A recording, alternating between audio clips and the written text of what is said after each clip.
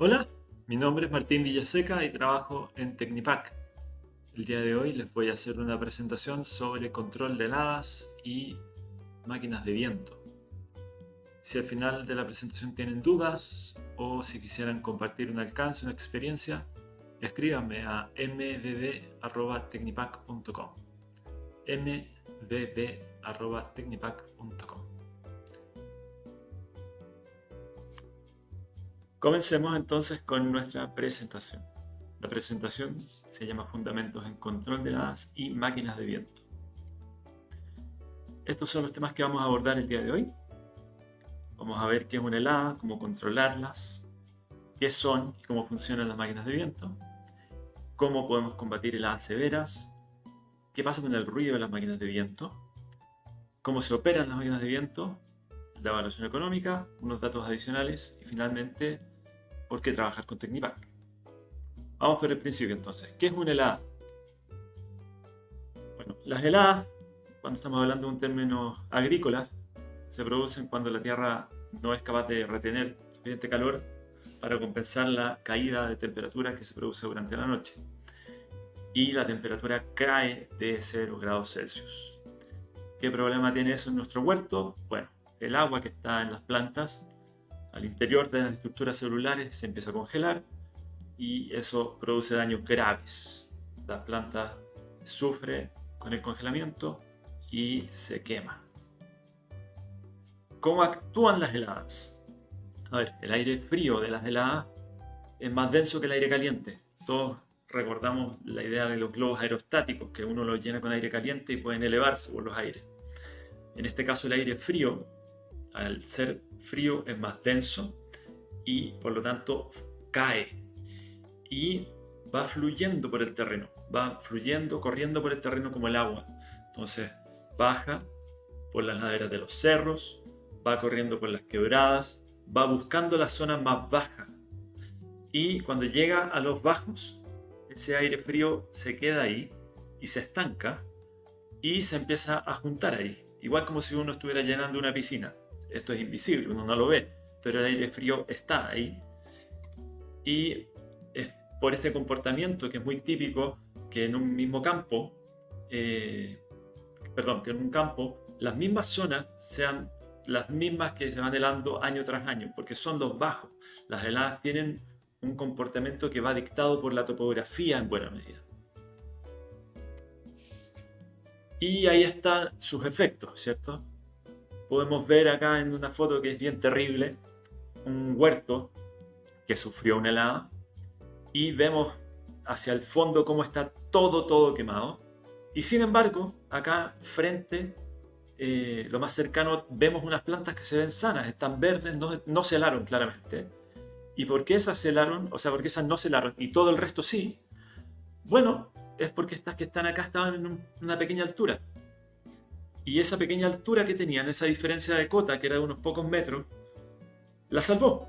Porque el frío fluye y busca los bajos. Y acá, como les comentaba antes, se llenó esta piscina con aire helado y mató todo el huerto, excepto por estas pocos árboles que se alcanzan a ver aquí que están más sanos. Distingamos entonces dos heladas. Las heladas las vamos a distinguir, existen heladas radiativas y advectivas o polares. Las radiativas suelen ser más suaves y se generan por un enfriamiento del huerto que es producto del intercambio de calor del suelo con el cielo. Entonces hay calor que se cede desde el suelo al cielo por radiación. ¿Qué significa eso? Bueno, significa que el suelo es el que se va a estar enfriando y que probablemente va a existir una capa de inversión térmica.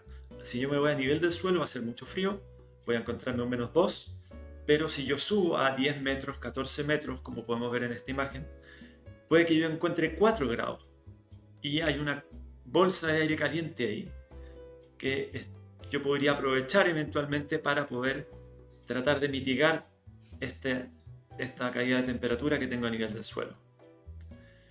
Entonces, este tipo de heladas ocurren en noches con cielos despejados, cuando hay baja humedad y sin viento. Si es que hay viento, el viento lo que hace es mezclar el aire y me mezcla el aire que está a nivel del suelo con el que está más arriba y por lo tanto no se producen las heladas. Por otra parte tenemos las heladas advectivas o polares. Estas son más fregadas. ¿Por qué? Porque se trata de una invasión de masas de aire a baja temperatura. Son masas de aire muy secas, con temperaturas polares, y estas caen sobre el huerto. En estos casos no siempre existe una capa de inversión térmica, o no está disponible porque está muy alta. Y los daños suelen ser bastante severos en cultivos no protegidos. El 2013, por ejemplo, en Chile, los agricultores de Maño recordarán el famoso terremoto blanco. Fue un desastre y eso fue una helada polar muy fuerte que vivimos en Chile esos años. Sabiendo que es una helada, hablemos un poquito entonces de cómo se controlan. A ver, las heladas sean radiactivas o advectivas, vamos a tener que combatirlas. Lo que queremos es proteger el huerto, proteger nuestra inversión. Y controlar una helada, ¿qué significa? Significa, bueno, que la temperatura no caiga tan abruptamente. Para eso, dos tipos de controles. Hay unos controles que son pasivos, que le vamos a llamar a todo lo que hacemos antes de que se produzca la helada. Y controles activos, que son los que vamos a ejecutar en el momento en que se está produciendo la helada. Los controles pasivos, veámoslo. Uno, naturalmente, ojalá no plantar especies o variedades muy sensibles en zonas donde sabemos que caen heladas. Pero probablemente eso ya pasó. Bueno, ¿qué más podemos hacer? Ojalá preferir suelos con pendientes, idealmente con exposición norte, que tienen algo más de horas de sol durante el día. Y suelos con pendiente, ¿por qué? Porque la helada, como hablamos antes, va a correr en vez de estancarse en ese lugar. ¿Qué otro dato? Ojalá poder ocupar barreras cortavientos. Las barreras cortavientos se ocupan en las zonas altas, por donde viene entrando la helada. Y físicamente lo que hacemos es detener esta masa de aire frío que está tratando de meterse a mi huerto. ¿Cómo puede ser esa barrera? Puede ser una malla Rachel, puede ser un cerco vivo, pueden ser árboles, puede ser un montón de cosas. La idea es evitar que entre la helada y naturalmente al otro lado del huerto, en las zonas bajas, ojalá no encasconar la helada. Si yo tengo árboles ahí y está todo muy cerrado, yo estoy armando un poco la piscina que les comentaba antes. Entonces, si me interesa a mí salvarme de la helada, lo que puedo hacer es, ojalá, levantar el cerco en las zonas más bajas para despejar y ojalá que la helada pueda fluir y se vaya. Dentro de lo mismo, ojalá mantener los canales de riego despejados. Los canales de riego son las zonas más bajas dentro del huerto. Aprovechen. No lo dejen que se llenen de zarza, sino que tenganlos limpios. Los canales de riego ayudan a llevarse la helada. La helada los busca y se va por ahí. Último control pasivo que vamos a ver. Dentro de lo posible, mantener el suelo libre de maleza, despejado y sin moverlo. ¿Por qué? Porque queremos que el suelo le pueda entregar el calor que tiene el ambiente. Cuando ocurre una helada, el suelo va a estar a una temperatura mayor que el ambiente. Entonces ese calor se lo tiene que poder entregar para contrarrestar la caída de temperatura. Y el óptimo desprendimiento energético ocurre cuando en un suelo pesado, en un suelo húmedo, en un suelo compacto. Si es que yo laboreo el suelo, si es que yo le incorporo aire, si es que el suelo está seco, va a ser más difícil que el calor que está en el suelo pueda ser aportado al ambiente. Veamos ahora los controles pasivos. 1. Aumento de la humedad del suelo por riego. Todos tienen este control porque todo el mundo necesita regar. Veíamos recién que un suelo compacto y húmedo me ayuda a que el calor que está en el suelo se aporte al ambiente. Entonces, si yo tengo riego, lo que puedo hacer cuando viene una helada es dar el riego. Doy el riego, entrego agua al suelo, aumento su capacidad calórica, aumento su conductividad térmica y de esa manera favorezco que el suelo aporte su energía al ambiente. Número 2. El riego por aspersión. El riego por aspersión es un muy buen método de control de helada. ¿Cómo funciona? Yo voy entregando agua constantemente a mi huerto y el agua que entrego se va a ir congelando. Pero mientras yo mantenga ese hielo que se está generando ahí humectado, si yo permanentemente lo estoy regando, ese hielo va a estar en fusión. Y el hielo en fusión está siempre a 0 grados. Entonces, si yo mantengo el riego constante desde la noche que está helando hasta en la mañana, cuando todo el hielo ya se fundió, la temperatura de la planta no va a haber bajado de 0 grados Celsius. Es un muy buen método de control de heladas, pero algunas consideraciones. Pueden existir quebraduras de ramas por el peso que estoy agregando. Necesito un gran volumen de agua y eso puede ser bastante complejo en zonas donde hay sequía. Y bueno, eventualmente puede haber una saturación de humedad de los suelos y eso tiene algunas otras complicaciones. Pero como mecanismo de control de agua, o sea, de control de heladas, es un muy buen método. Otro control activo, número 3, los calefactores y los quemadores. Ya sean calefactores de predio, los chonchones, quemar material orgánico, hay gente que hasta quema neumáticos. Es un mecanismo que aporta calor al ambiente, sin duda, tiene sus problemas porque genera bastante contaminación atmosférica. En ese sentido es importante entender que mientras mejor combustión tengamos, más proporción del combustible yo estoy transformando en calor. Y eso es lo que yo quiero ponerle calor al huerto. Entonces, ojalá, si van a ir por algo de este estilo, ocupar calefactores de predio, como el que se ve en la imagen de abajo a la derecha, que son mucho más eficientes que estar quemando neumáticos o quemar fardos u otras cosas. Importante aquí, la fuente de calor no puede ser muy intensa. Es mejor tener muchos puntos pequeños de aporte de calor a unos pocos puntos donde inyecto mucho calor. ¿Por qué? Porque si yo aporto mucho calor muy intenso en un solo punto, ese calor se me pierde a la atmósfera por efecto chimenea, se va. Y por último, cuarto control activo, las máquinas de viento o eventualmente helicópteros que trabajan con el mismo principio.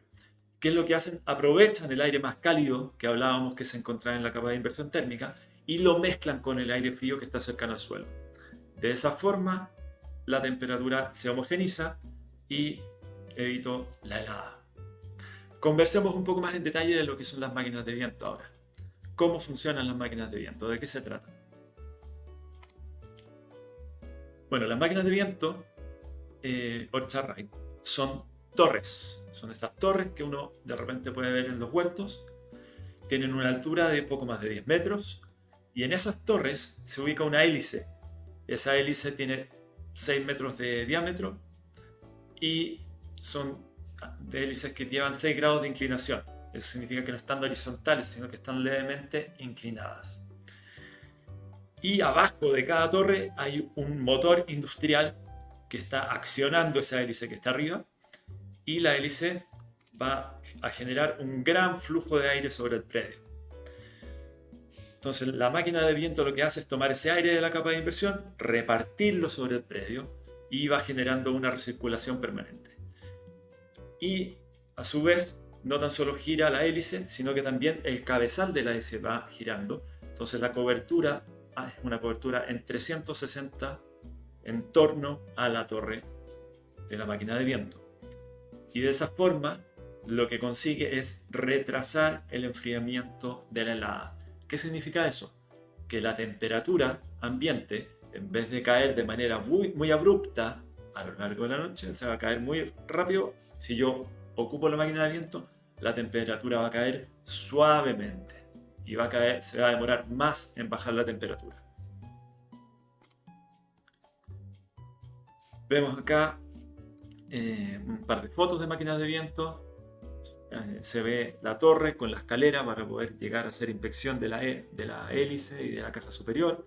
En la otra imagen vemos un motor industrial que acciona la máquina de viento. Y podemos hablar un poquito ahora de la cobertura, muy importante. La cobertura de la máquina de viento es algo que es difícil de abordar porque los casos que existen son muchos. Uno dice, oye, ¿cuánto cubre una máquina? Mira, una máquina de viento de las Ultra-Rite pueden cubrir entre 6 y 8 hectáreas, más o menos, un rango. ¿Por qué un rango y no un número así duro? Bueno, porque varían dependiendo de hartas cosas. Por ejemplo, la misma especie o variedad de un huerto o la edad de un huerto tiene una influencia respecto de la máquina de viento. No es lo mismo proteger cerezos de 3 años que estar protegiendo paltos de 10 años. Los paltos son árboles cuya hoja es perenne, no pierden la hoja, entonces hace que sea mucho más difícil que la máquina de viento pueda barrer. Por lo tanto, van a tener menos cobertura que en el caso de cerezos jóvenes, que son árboles que son más transparentes para efecto de la máquina de viento y llega mucho más lejos. La salud del huerto va a ser importante. Proteger un huerto sano no es lo mismo que proteger un huerto que está más enfermo. La topografía, como veíamos antes, era importante. ¿Por qué? Bueno, porque la helada tiene una incidencia, la topografía, y por lo tanto va a afectar cuánto cubre una máquina de viento. Los controles pasivos, si se ejecutaron o no se ejecutaron, también va a tener una influencia. La capa de inversión térmica. Cerca de la costa, por ejemplo, habitualmente encontramos capas de inversión térmica fabulosas y eso ayuda mucho a que las máquinas de viento que se encuentran ubicadas en predios cerca de la costa tengan gran cobertura, a diferencia de la que encontramos hacia la montaña, que se reduce un poco comparativamente. La severidad de la helada, sin duda que tiene una influencia. Combatir una helada suave es más fácil que combatir una helada que es más severa. Los modelos de las máquinas, por supuesto, que también influyen. Hay máquinas que tienen mayor potencia y otras de menor potencia. Y hora de inicio de operación también va a ser un factor muy relevante. Como hablábamos antes, la máquina de viento hace que la temperatura caiga más suave. Si eso es así, entonces no va a ser lo mismo si yo parto cuando la temperatura está acá arriba a que cuando la temperatura está acá abajo. ¿Voy a planear desde aquí o voy a planear desde acá? Entonces, como Tecnipac, nosotros asesoramos a nuestros clientes para que puedan tener una buena idea de qué es lo que van a obtener con las máquinas de viento. Pero es importante entender como productor que las máquinas de viento son similares a un seguro. Y el mejor caso acá es cuando no se necesitan. Entonces, haciendo esa misma analogía, la pregunta de la cobertura tiene que ver un poco también con cuánto deducible estoy dispuesto a tomar. Tenemos productores de cerezos que en condiciones similares, unos deciden tirar las máquinas a 5 hectáreas y otros deciden tirar las máquinas a 7 hectáreas. Eso tiene que ver con las preferencias de cada uno. Siguiendo un poco el tema de la cobertura, conversemos un poco de qué es mejor, una máquina que consume más combustible o una máquina que consume menos combustible. Bueno, uno tiende a pensar que será mejor una máquina que consume menos, ¿cierto? Ojalá poder ahorrar el combustible. Eso puede ser cierto, pero la pregunta más bien tiene que ser, ¿qué pasa? ¿Por qué estoy consumiendo más combustible o menos combustible? Los motores modernos hoy poseen eficiencias similares entre distintas marcas. Son bastante parecidos. Uno podrá ser un poco mejor que otra, pero no una diferencia muy grande.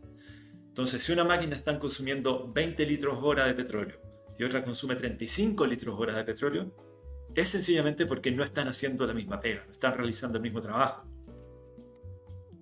Y entonces viene la pregunta, bueno, ¿y entonces cómo puedo yo comparar máquinas de viento? ¿Cómo sé cuál máquina de viento es mejor que otra? Bueno, el trabajo de una máquina de viento es empujar aire y generar un flujo de aire sobre el predio, como veíamos recién.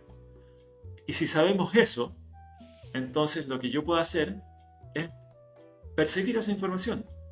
Un distribuidor de máquinas de viento tiene que contar con informes certificados por especialistas independientes que le entreguen valores para sus modelos de máquinas de viento de empuje y de flujo. Y de esa manera ustedes, que son los clientes, el productor, puede comparar entre un fabricante y otro, y naturalmente es la forma en que puede estar tranquilo de que lo que él está comprando efectivamente es verdad y le está entregando el producto lo que indica la especificación. ¿Cómo podemos enfrentar heladas severas? Hablábamos antes de las heladas polares. ¿Qué pasa con las heladas polares? ¿Qué pasa cuando la capa de inversión térmica es débil? ¿Cómo lo podemos combatir? Bueno, el calefactor central, que fue desarrollado por Technipac en conjunto con Ultralight, es una forma de aportar calor de una forma más eficiente. ¿Y qué es lo que hace? Entrega calor en torno a la máquina de viento y aprovecha el flujo de aire que genera la máquina de viento para distribuir ese calor por el predio. Naturalmente tiene una logística mucho más sencilla, más económica que la de los calefactores que veíamos anteriormente. Acá la partida es a través de encendido electrónico, trabaja quemando petróleo diésel y en máxima potencia genera 1164 kilowatts de calor, mientras consume 120 litros hora de diésel. Esto es una tremenda cantidad de calor y, como mencionaba antes, la gracia es que lo aporta directamente bajo la hélice y la hélice toma ese calor y lo reparte por el predio. Entonces, cada cámara de combustión cuenta con un inyector de petróleo y una bujía incandescente para su encendido.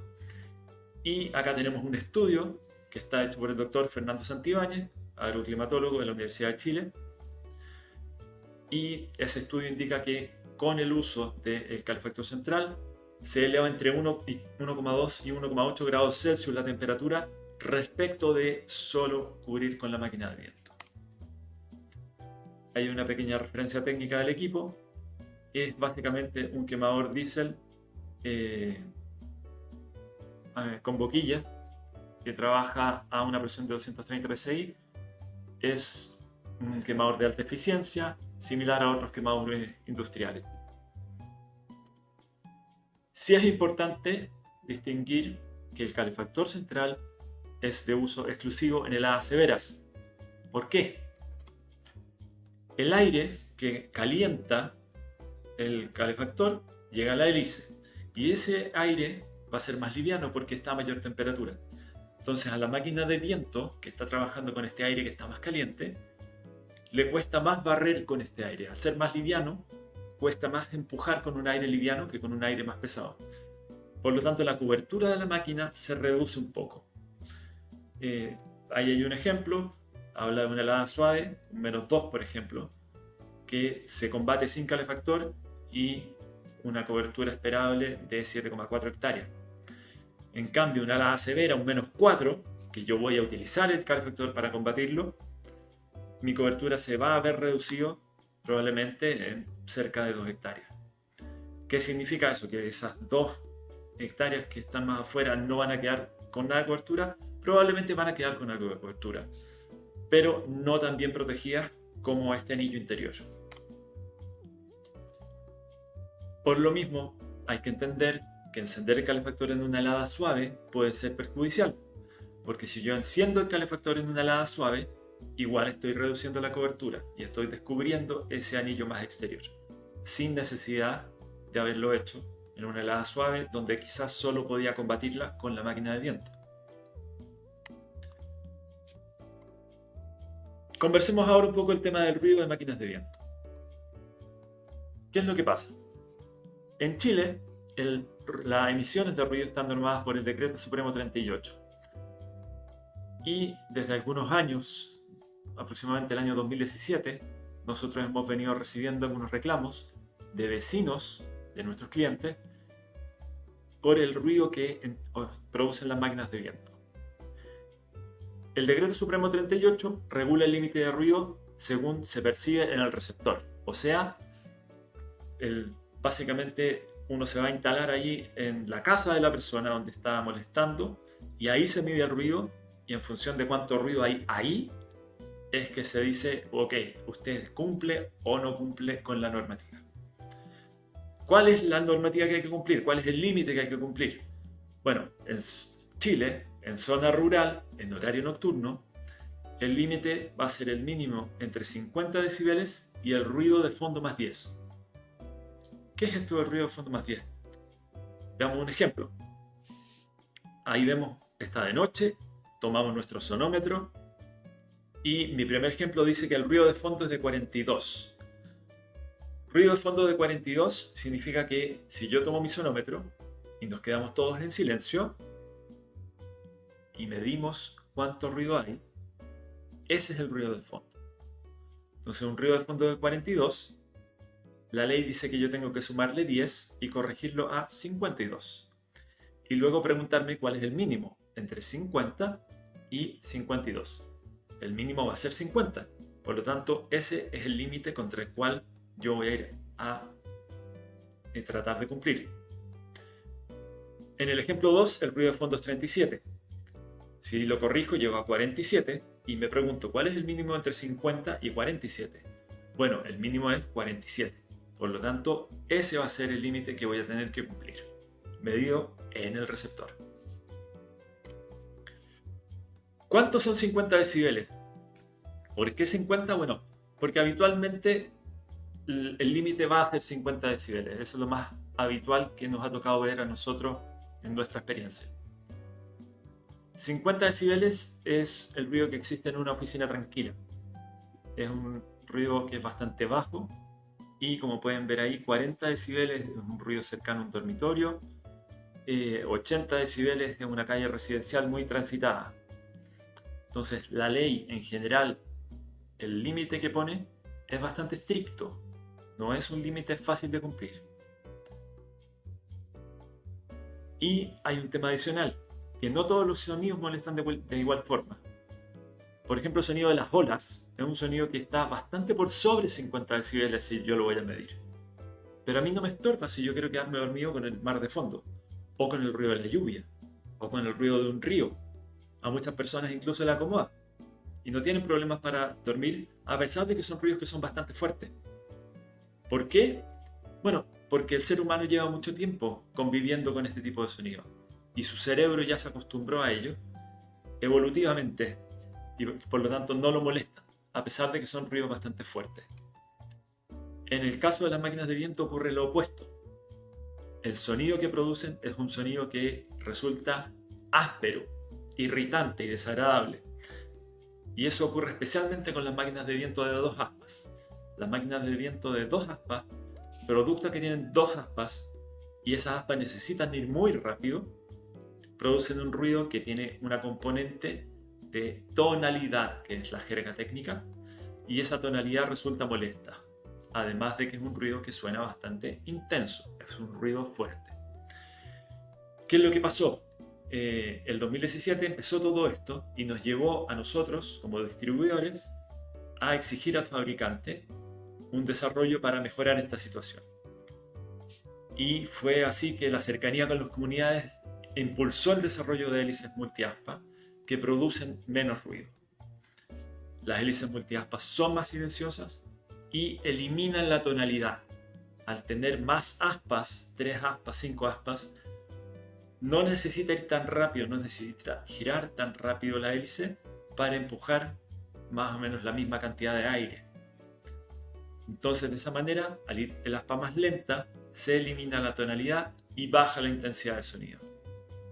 Estas máquinas, o sea, estas kit multiaspa están disponibles para máquinas antiguas y hemos visto que en Chile los productores han adoptado esta tecnología.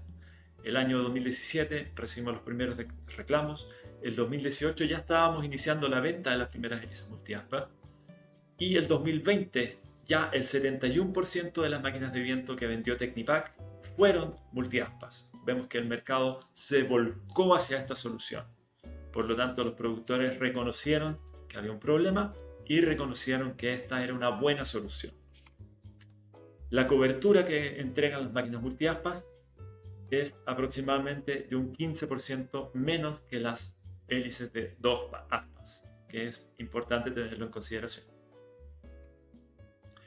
¿Cuánto ruido genera una máquina de viento? Bueno, ahí hay una tabla con los valores técnicos en función del número de aspas, en función de los modos de operación. La intensidad de sonido a 300 metros se expresa en decibeles y podemos ver que, por ejemplo, una máquina 2750 trabaja a 57 decibeles a 300 metros en full y en modo económico a 50 decibeles a 300 metros. Naturalmente hay una diferencia de cobertura entre el modo full y el modo eco, pero aún así es una diferencia que muchas veces es más bien marginal, y una manera de compensar esa diferencia es sencillamente partir con la máquina de viento un poco antes. Si yo comienzo con 1 o 2 horas de antelación a lo que haría trabajando en el modo de full, consigo que la máquina de viento esté operando antes y consigo que la temperatura se mantenga durante más tiempo. ¿Cumplen las máquinas de viento con la normativa? Es una pregunta muy habitual que nos hacen. Nos dicen, oye, pero la máquina de viento ¿cumple con la ley o no? Espero que ya hayan entendido que lamentablemente acá la respuesta es un depende, porque la medición es en el receptor. Entonces la misma máquina de viento, si el receptor está a 100 metros, probablemente no va a cumplir. Pero si el receptor está a 1 kilómetro, entonces probablemente sí va a cumplir. Entonces hay un depende ahí que depende de hartas cosas. Y la ley, lamentablemente, el mecanismo que exige para obtener las mediciones no es un buen mecanismo para medir máquinas de viento. ¿Por qué?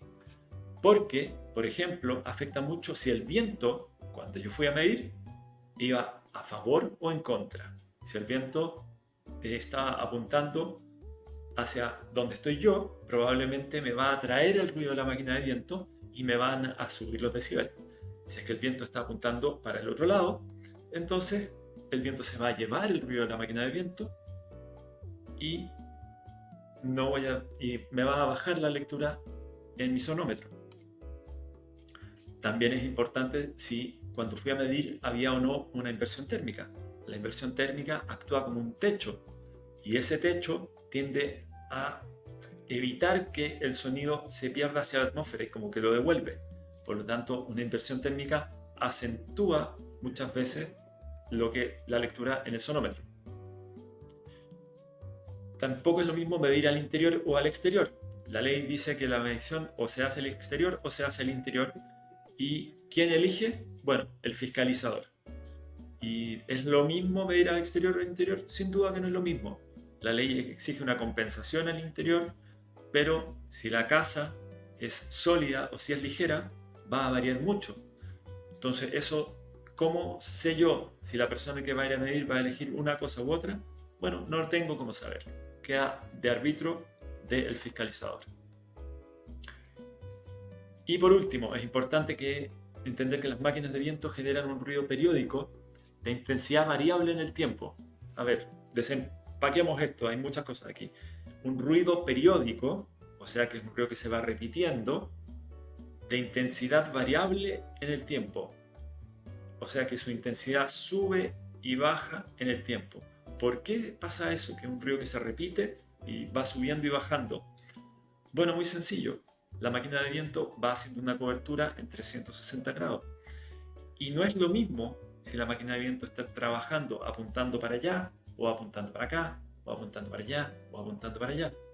Va cambiando cómo yo percibo el ruido en función de hacia dónde apunta la máquina de viento. Y si yo soy un fiscalizador, voy a ir a medir si la máquina cumple o no, no va a ser lo mismo si la máquina está apuntando para allá o si está apuntando para allá. Por lo tanto, es lo que resulte. Justo en el momento en que el fiscalizador estaba midiendo, ahí es cuando toca y uno no puede adivinar si va a tocar cuando la máquina estaba sonando fuerte o si cuando estaba sonando suave. Por eso hay mucha variabilidad. La normativa no resulta adecuada para medir el ruido de las máquinas de viento. Y por lo tanto es muy importante que este tema se enfrente junto a la comunidad. Acá hay que generar instancias de diálogo con la comunidad, acercarse a sus comunidades de las cuales ustedes son parte, acercarse a sus vecinos y explicarles a los vecinos de qué se trata el tema de las máquinas de viento. Porque los vecinos no saben nada más que de repente los despiertan en la mitad de la noche y les metan ruido. Y eso no puede ser. Hay que hacerse responsable y hay que acercarse a ellos, explicarles de qué se trata este tema y ojalá operar las máquinas de manera responsable, porque las máquinas de viento son herramientas y como cualquier herramienta se puede usar bien o se puede usar mal. ¿Sabemos pronosticar las heladas? ¿Sabemos cuándo viene una helada? ¿O estamos prendiendo las máquinas de viento por si acaso va a caer una helada? ¿Cómo opero las máquinas? ¿Las hago partir siempre a la misma hora?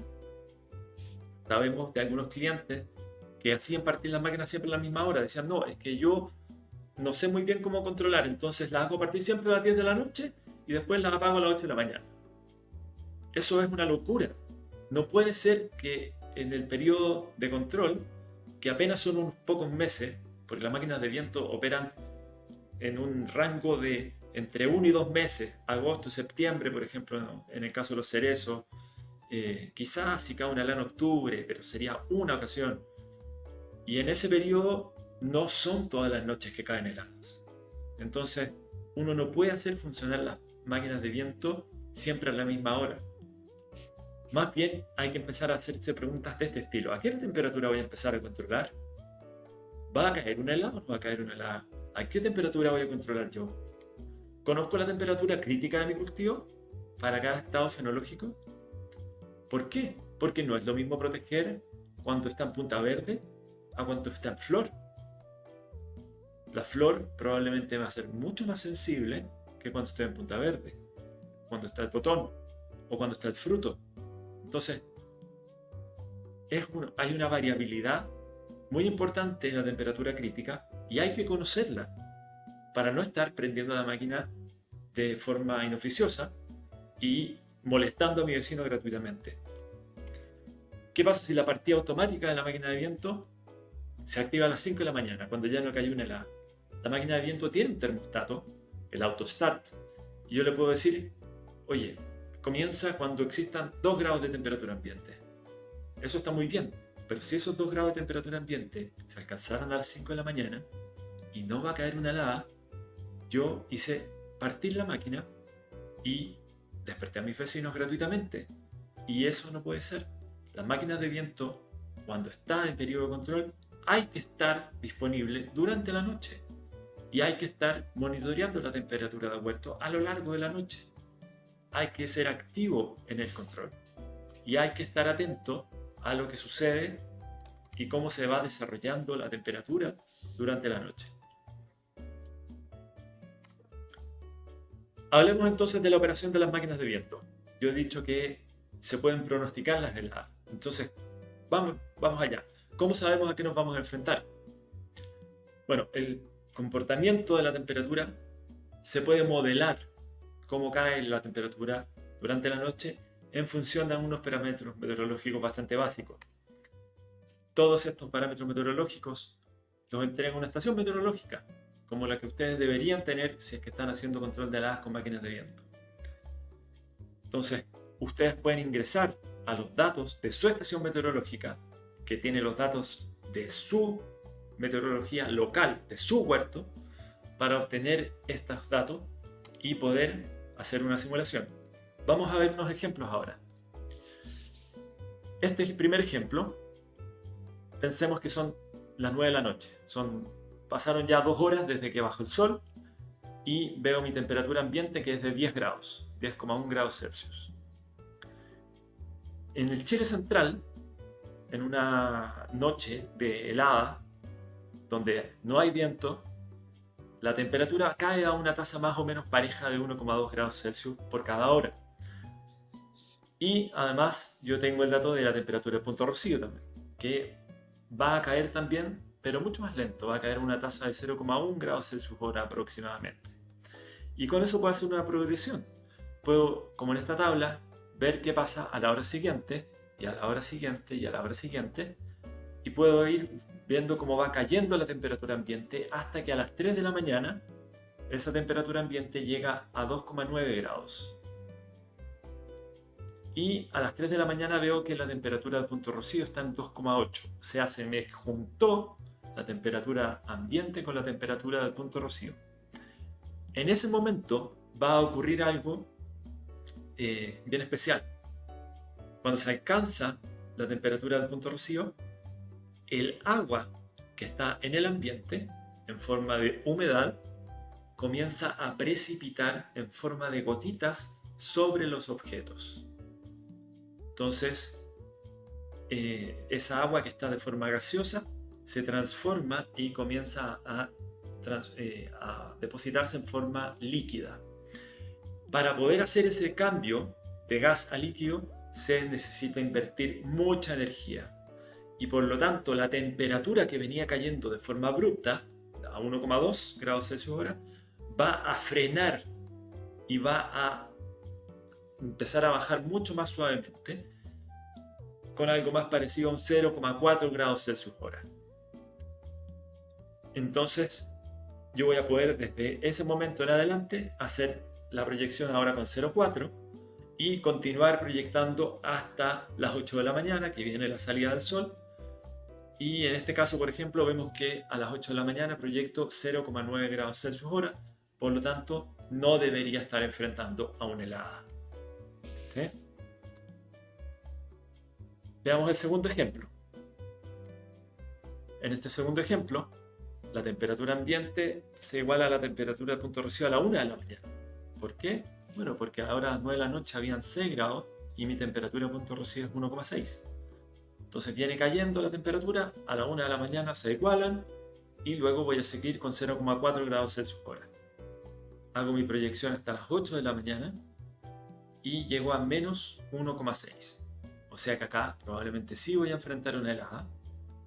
Va a ser una helada suave que yo voy a poder combatir solamente con la máquina de viento. Y acá un tercer ejemplo. 9 de la noche nuevamente, 8,2 grados Celsius de temperatura ambiente y una temperatura de punto de rocío de menos 1,7 grados Celsius. Como se habrán dado cuenta acá, la temperatura ambiente cae y recién a las 6 de la mañana se iguala con la temperatura del punto de rocío y a partir de ese momento cae con 0,4. Entonces recién a las 6 de la mañana se pega ese frenazo y eso significa que yo me voy a enfrentar a una helada severa. Voy a estar combatiendo una helada bastante difícil, voy a tener que poner la máquina de viento, voy a tener que ocupar mi calefactor central, voy a tener que sacar todo lo que pueda. Se habrán dado cuenta también ya a esta altura, ojalá, que el punto de rocío es muy importante. La temperatura del punto de rocío es en buena medida el que me dice qué es lo que va a pasar. Si el punto de rocío está muy bajo, va a estar muy difícil el tema. El punto de rocío tiene que ver con la humedad ambiental. Es el motivo por el cual en el desierto, que es muy seco, durante el día hace mucho calor, pero luego cae la noche y la temperatura se va y cae y nadie la ataja. Y hace un frío espantoso en el desierto durante la noche porque es muy seco, porque el punto de rocío es muy bajo. Entonces, si ahora vemos esto mismo, pero lo imaginamos como si fuera un gráfico, podemos ver aquí que a la izquierda tengo las 9 de la noche y a la derecha las 8 de la mañana.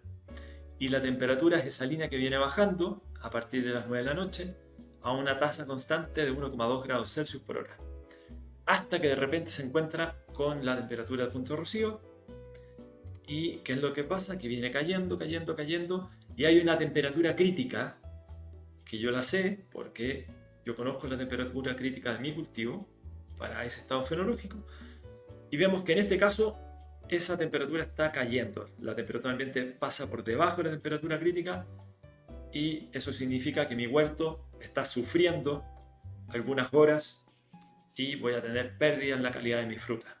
Voy a tener pérdida en mi huerto. ¿Qué es lo que podemos hacer entonces? Si es que yo tengo máquinas de viento, la tasa de caída de temperatura con la máquina de viento funcionando, hemos visto en terreno que es aproximadamente también 0,4 grados Celsius hora. Entonces lo que yo puedo hacer es pararme en ese lugar a las 8 de la mañana, un poco por sobre la temperatura crítica, y trazo hacia atrás con la misma pendiente de 0,4 grados Celsius, una recta, y voy a llegar al momento en el cual tengo que comenzar la operación de mi máquina de viento. Entonces, si yo comienzo a operar la máquina de viento en ese momento, la temperatura ambiente, en vez de irse por abajo, se va a ir por la línea superior, en color dorado, y voy a evitar que mi huerto sufra por haber bajado de la temperatura crítica. Ahora, imaginemos que Con la máquina de viento tampoco llego. Imaginemos que la temperatura crítica estaba igual un poco más arriba. ¿Qué hago en ese caso? Bueno, ahí está el calefactor central. El calefactor central hemos visto en la práctica, empíricamente, que cuando entra en operación, la temperatura en el huerto se mantiene más o menos constante durante 1 a 2 horas y luego sigue cayendo con una tasa similar a la que tenía anteriormente. Y ese es el efecto que tiene el calefactor central en el control de heladas. Entonces, para ir resumiendo, ¿qué efecto tiene la máquina de viento? Hace más suave la caída de temperatura. Por eso es muy importante a qué hora partimos. En Chile Central, la temperatura ambiente cae lo mismo en 1 hora sin máquina de viento que en 3 horas con máquina de viento. Nuevamente, la hora de inicio de control es muy importante. El modelo de predicción que estamos proponiendo acá tiene que ser adecuado a la realidad de su campo. Es un modelo que hemos trabajado con muchos agricultores a lo largo de muchos años y ha ayudado a mucha gente. Obviamente no es un modelo exacto. Esto no es que le vamos a chuntar todas las veces preciso a los números exactos. No, no funciona así. Pero es un gran punto de partida para aprender del control de heladas y para poder hacer un buen uso de las máquinas de viento. Con el tiempo probablemente van a ir entendiendo cómo funcionan las máquinas de viento en su propio huerto, en su propia realidad. Y eso va a ser muy valioso, porque ustedes mismos se van a ir haciendo cada vez más expertos en el uso de estos equipos y van a poder sacarle mejor provecho y proteger de mejor forma su huerto.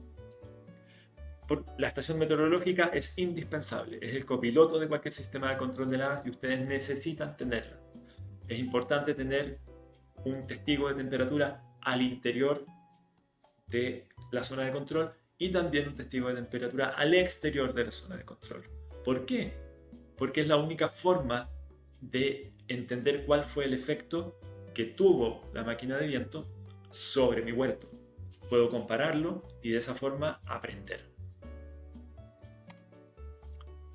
Vamos a ver ahora una pequeña datos de evaluación económica y algunos alcances adicionales que hemos ido aprendiendo con la experiencia.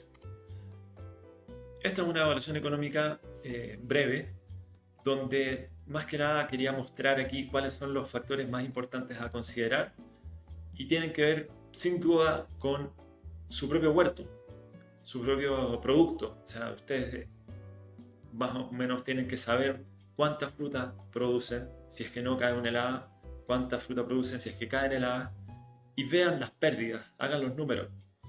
Luego nosotros les aportamos los datos de cobertura de las máquinas de viento, los valores y los asistimos para que ustedes mismos puedan ver si es o no una buena inversión realizar la instalación de máquinas de viento. Generalmente las máquinas de viento son una muy buena inversión. Veíamos antes la importancia de la estación meteorológica. Nosotros somos distribuidores de estaciones meteorológicas marca Davis. Y Davis tiene una línea que es la línea EnviroMonitor que permite el acceso a su estación meteorológica. Hay un montón de información desde cualquier celular, desde cualquier computador con conexión a internet. Podemos instalar sensores de otras marcas, podemos tener un registro histórico de todos los parámetros. Entrega mucha información para la toma de decisiones, desde valores de humedad de hoja, porción de frío. Hay un pronóstico de control de heladas, por supuesto, incorporado, y entrega realmente mucha información que es muy necesaria para la buena toma de decisiones en el ámbito agrícola.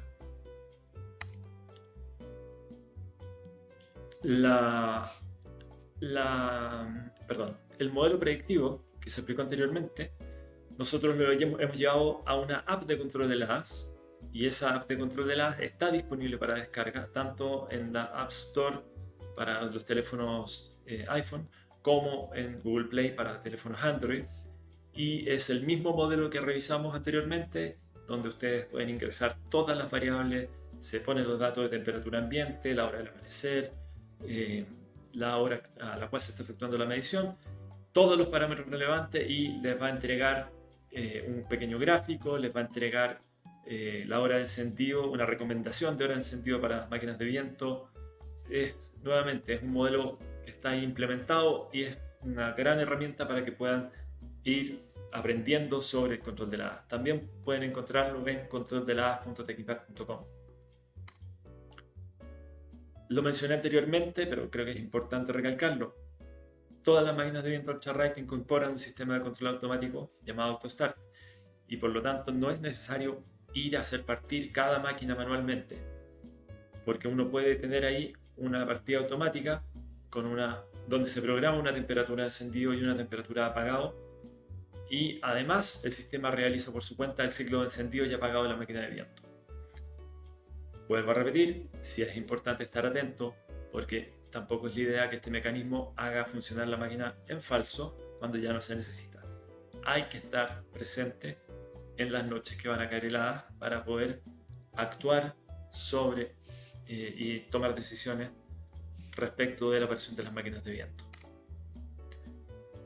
Y para eso último, para poder tomar decisiones de manera cómoda y sencilla, hoy ya existe un sistema de telemetría Altrac que permite manejar las máquinas de viento desde un computador o desde el teléfono celular.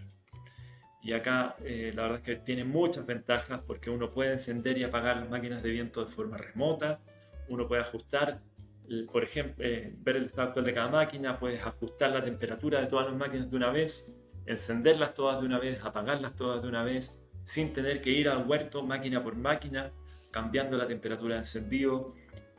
Permite recibir alertas, por ejemplo, si, no sé, la batería está baja en voltaje, o si se robaron la batería, yo recibo una alerta en mi teléfono.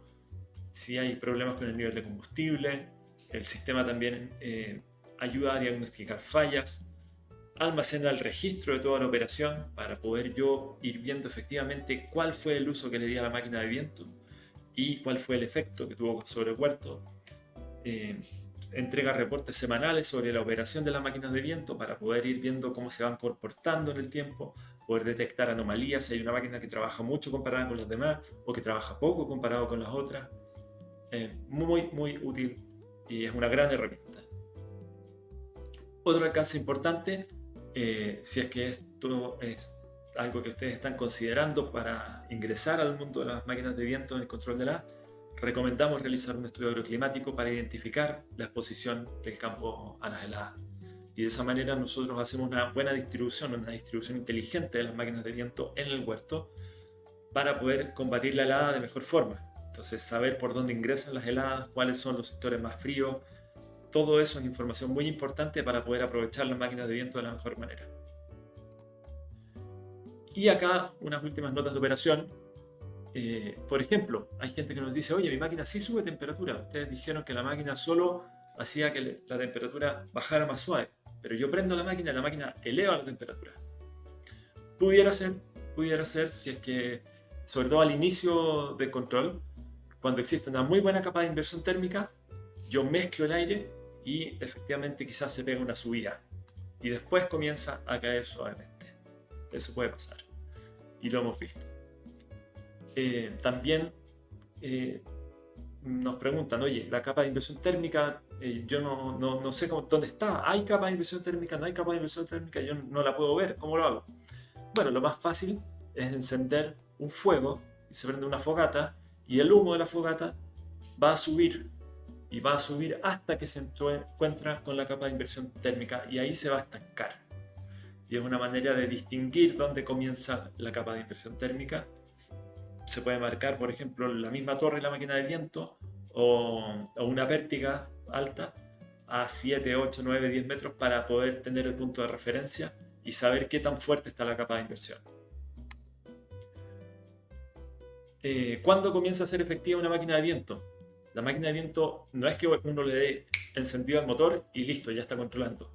La máquina de viento necesita quebrar esta inercia térmica en que el aire frío está abajo y el cálido está arriba. Entonces necesita una media hora para alcanzar su régimen. Y otro dato muy importante: hay que probar para evitar emergencias. En época de control de heladas, prueben las máquinas de viento durante el día.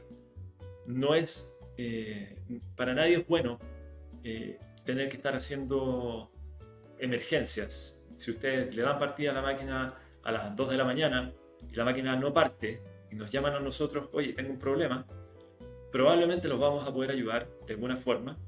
Nosotros tenemos equipos en terreno 24/7, digamos, pero probablemente igual nos vamos a demorar en llegar. Y eso ya a ustedes no les va a gustar porque su huerto va a estar sufriendo. Y en segunda, esto es igual que el doctor. O sea, si yo tengo que ir a la clínica y tomo hora, el precio es uno. Si es que me tengo que ir llego por urgencia, bueno, el precio es otro. Y si tienen que ir a buscar en ambulancia, el precio es otro. Entonces nosotros, lamentablemente, para las emergencias tenemos que cobrarlas más caras y eso tampoco es algo que le guste a nuestros clientes.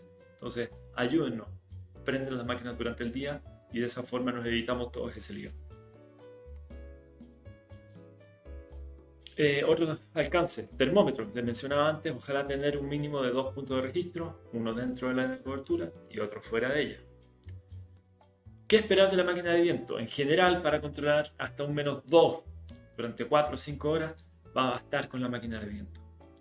Y con un calefactor central podemos llegar a controlar hasta un -4 aproximadamente de buena forma. Si es que nos vamos ahora a un -5 o un -6, ¿qué pasa? ¿Se muere todo? No, no se va a morir todo, pero igual la cobertura se va a reducir cada vez más. La operación con viento. Las máquinas de viento se recomienda no usarlas cuando ya el viento ambiente supera los 16 km/h porque es innecesario. Ahí básicamente el viento ambiente está haciendo el trabajo que haría la máquina de viento. Y no se pueden utilizar con viento sobre los 32 km/h. Otro alcance importante, las máquinas a gas. Se recomienda que las máquinas de viento a gas ojalá tengan un mínimo de 30% de capacidad de estanque para operar. ¿Por qué? Porque la máquina de viento a gas consume bastante gas, consume cerca de 63 litros hora, en el caso de la máquina de 2 aspas, y por lo tanto es importante tener una buena presión de gas para que opere sin sobresaltos el motor. Otra cosa que nos preguntan, oye, yo escuché una historia que una vez quemaron un huerto. ¿Pueden las máquinas de viento quemar un huerto? Sí, las máquinas de viento pueden quemar un huerto. ¿Cómo es eso? Bueno, pasa que si la máquina se enciende tarde, cuando ya la temperatura ambiente ya bajó de 0 grados Celsius, cuando pasamos el punto de rocío, cuando ya nos quedamos dormidos y ya la helada ya está corriendo, lo que pasa es que si yo enciendo la máquina de viento y mi huerto está entero mojado, es lo mismo que, no sé, uno se sale de la ducha y alguien abre una ventana y se muere de frío con el viento. Es lo mismo. Entonces yo tengo mi huerto que está mojado, ya pasamos los 0 Celsius, bajamos del punto de rocío, pongo el ventilador y induzco una helada por evaporación. Y eso sí puede dañar el huerto. Pero entendamos que acá era una pelea que ya habíamos perdido, porque ya nos habíamos quedado dormidos, ya había pasado la hora, ya la lava estaba en desarrollo y estaba pasado largo del momento en que había que haber encendido. Entonces aquí ya la pelea ya la habíamos perdido desde un principio.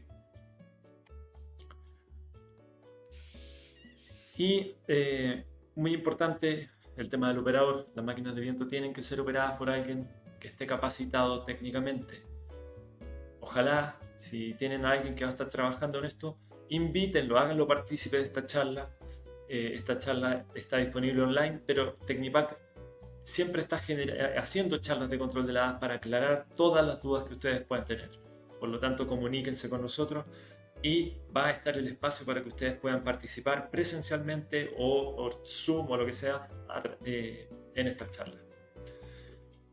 Mantención anual. Muy importante, las máquinas de viento trabajan pocas horas al año.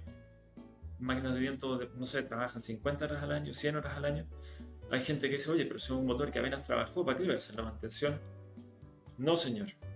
Hay que hacer la mantención anual religiosamente. ¿Por qué? Porque las máquinas de viento pasan detenidas muchas veces durante 10 meses y olvidadas tiradas en el huerto sin que nadie las haga andar.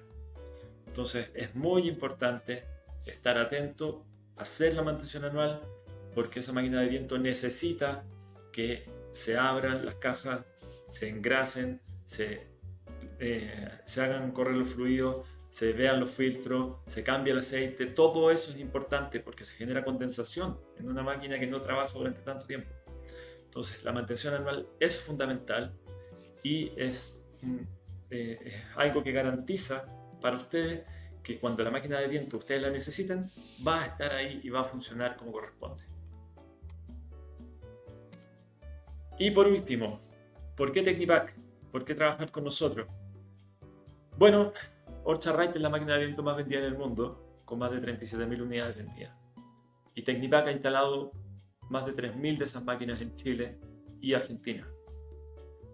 Tenemos mucha experiencia, tenemos más de 20 años en esto, 3 años de experiencia en máquinas de viento para control del A.